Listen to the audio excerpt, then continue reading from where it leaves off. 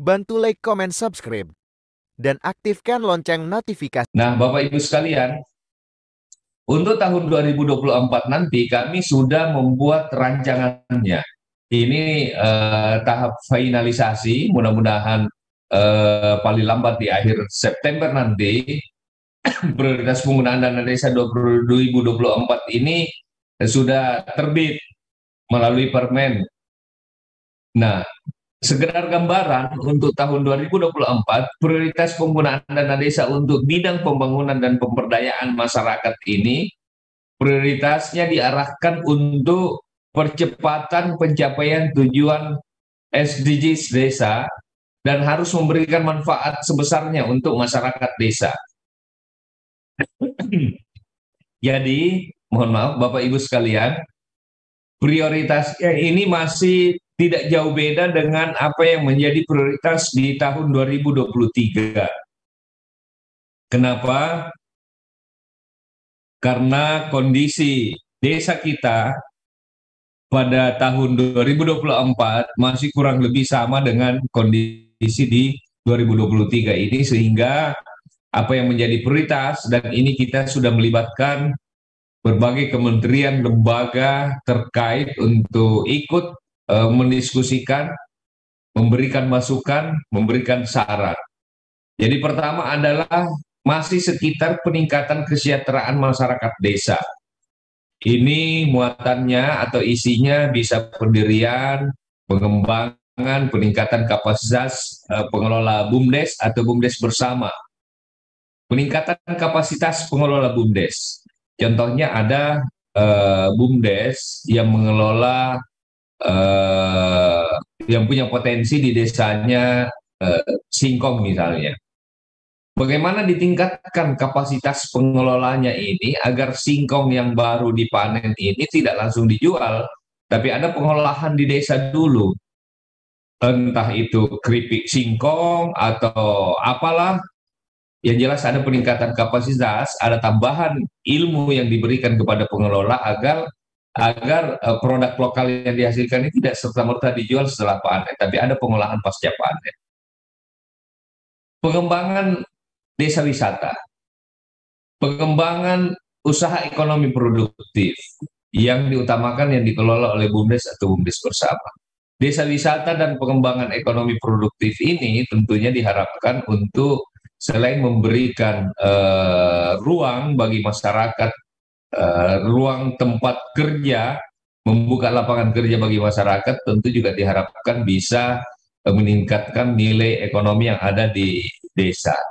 Kemudian yang kedua adalah peningkatan kualitas hidup manusia. Dalam rangka peningkatan hidup manusia ini masih kita juga anggap penting konsolidasi SDGs, perbaikan untuk data-data yang berbasis SDGs desa untuk mengetahui persoalan-persoalan sesungguhnya yang dihadapi oleh masyarakat. Karena kalau tidak ada basis datanya, nanti desa akan semaunya menetapkan apa yang menjadi program mereka. Padahal yang diharapkan adalah desa itu tahu dulu apa yang menjadi persoalan, apa yang menjadi masalah. Persoalan masalah itulah kemudian dana desa hadir untuk memberikan jawaban. Terus terkait ketahanan pangan nabati hewani, percepatan penurunan stunting, kemudian peningkatan kualitas sumber daya manusia warga desa. Jadi yang ditingkatkan kualitasnya ini adalah sumber SDM warga desa, bukan perangkat desa. Kami mencermati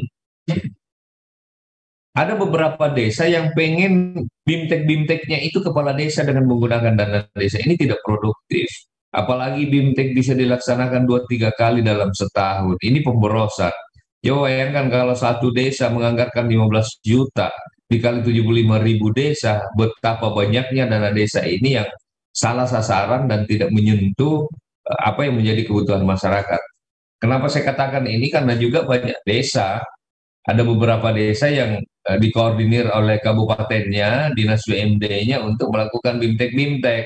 Tapi bimteknya ini ya kalau nggak di Bali, di Lombok, di Labuan Bajo, ini sebenarnya bukan bimtek, tapi ini adalah piknik terselubung yang memanfaatkan dana desa. Kita tidak menghendaki ini. Makanya Kementerian Desa konsisten untuk selalu mengedukasi kepala desa agar dana desa ini tidak dipakai untuk bimtek-bimtek. Peningkatan kapasitas untuk kepala desa bisa Kementerian Desa lakukan melalui Zoom meeting. Ada kanal-kanal resmi yang disiapkan oleh Kementerian Desa untuk mengedukasi kepala-kepala desa terkait dengan regulasi-regulasi atau kebijakan-kebijakan yang ada. Ada pendamping-pendamping desa yang diharapkan bisa memberikan pencerahan-pencerahan terkait regulasi ataupun kebijakan-kebijakan yang ada tadi. Nah, Bapak Ibu, kemudian keterlibatan masyarakat untuk pembangunan pemberdayaan, perluasan akses layanan kesehatan, penyediaan listrik desa sesuai kewenangan desa, mitigasi penanganan bencana alam, non-alam, dan juga penanggulangan kemiskinan, terutama kemiskinan ekstrim. Ini masih kita catat sebagai rancangan prioritas untuk tahun 2024. Kemudian penanggulangan kemiskinan, terutama percepatan kemiskinan, penghapusan kemiskinan ekstrim, penyediaan infrastruktur termasuk pengentasan kawasan kumuh sesuai dengan kewenangan desa.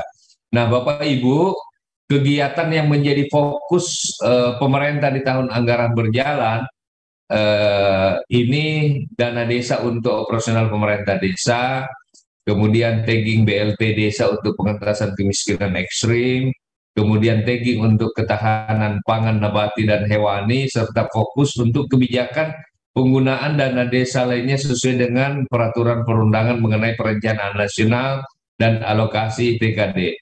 Di samping itu, saya ingin menyampaikan, sebenarnya kalau kita memperhatikan dana desa ini pada satu sisi desa-desa pingin kewenangannya itu diserahkan untuk mereka yang mengatur.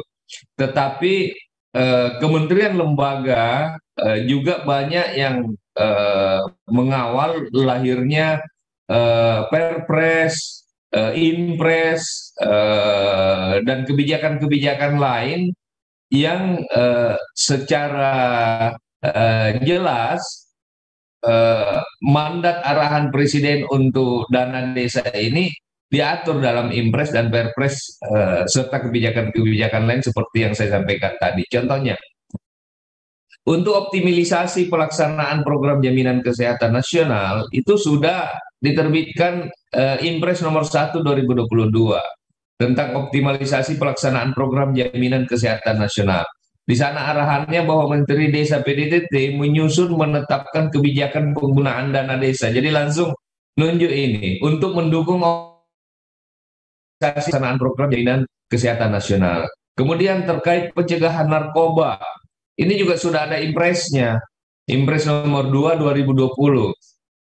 Di situ aksirannya pelaksanaan program desa bersih dari narkoba melalui fasilitasi kegiatan P4GN dan prioritas penggunaan dana desa.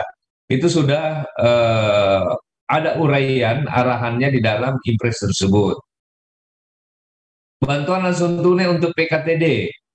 Ya, ini ada Impres nomor 4 2022 tentang percepatan penghapusan kemiskinan ekstrim di huruf B. Menteri Desa PDTT menetapkan prioritas untuk bantuan langsung tunai dan PKTD. Jadi sudah ada arahannya jelas. Kemudian penanggulangan TBC. Ada peraturan Presiden, Perpres 67 2020 sedianya kebijakan pemanfaatan dana desa untuk percepatan eliminasi TBC. Kemudian persentase desa yang mengalokasikan dana desa untuk intervensi percepatan eliminasi TBC. Kemudian untuk kegiatan percepatan penurunan stunting, Peraturan Presiden 72 tahun 2021, pemerintah desa diminta untuk memprioritaskan penggunaan dana desa dalam mendukung penyelenggaraan percepatan penurunan stunting. Begitu pun halnya dana operasional pemerintah desa, kemudian di mana dana operasional ini di tahun 2023 kita sudah tetapkan 3% dari jumlah pagu dan dana di masing-masing desa. Jadi kalau pagunya 1 miliar, maka operasionalnya ini 30 juta.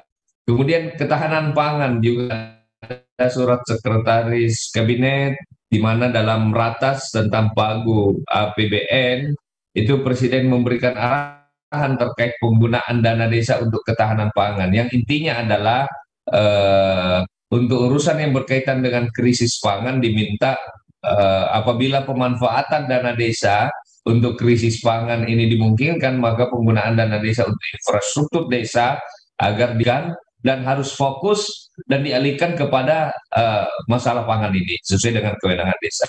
Ini beberapa hal yang sempat saya sampaikan. Mohon maaf kalau lewat, tadi diminta 10 menit tapi kelihatannya lewat waktunya ya Mbak. Terima kasih.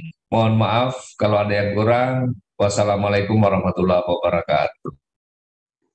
Jangan lupa subscribe channel Nagari Banget dan aktifkan notifikasinya.